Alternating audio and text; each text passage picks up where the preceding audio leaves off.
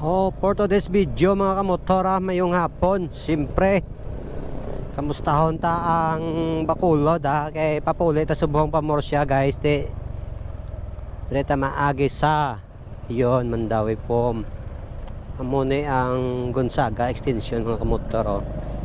Subong nga chimpo, subong hapon dire sa Bacolod ang ulan mga kamotor medyo taliti lang ta. Pero masugat agin naton mga kamotor ang dulo mo. Numot kundi area nga perte yung bukbok ulan. Iba nga lugar yang kabangkalan niya sa bila ng mga kamotor ya kabinahan ato. Kaloyan ang Bacolod. Way na yung nagbaha mga kamotor. Yon, nang taon dating taytay kung ano kadako ang baha alin sa bukid ni.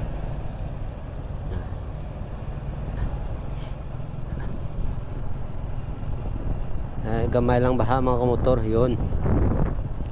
Check pa NGC ni mga kamotor ti sa to ni amo ni Bangga Kore. Ang panahon is maliwalas mga kamotor yun. Bangga Kore mga kamotor. Ayun, makikita natin mga kamotor sa punta. Mukhang madilim. Oh, ayun. Bangga Kore mga kamotor Huwing to Mansilingan Ito lang baha mga kamotor kung malakas yung ulan dito, yung tubig dyan umagi mga kamotor. Konti. Kung malakas yung ulan, siyempre mataas ang tubig dito mga kamotor, magbaha. Ayun. Don't forget follow sa aton Facebook page Kamotorel Motovlog guys. Thank you like and share. Dito sa Laurel guys, yun dapat yung tubig sa greenish lumabas dumadaan kamotor pero lumalabas dyan.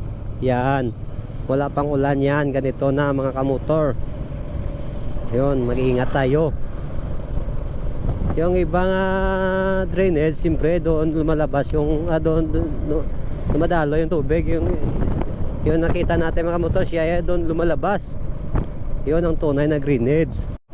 Ito yung guys, yung tulay sa Mansilingan. Tingnan natin yung tubig kung ano kalaki yung baha. Ayun, makikita natin guys, maliit. Yun. Ito yung Mansilingan. Okay guys, ito yung boundary ng Bacolod guys itong Bangga Paglaom. Yun,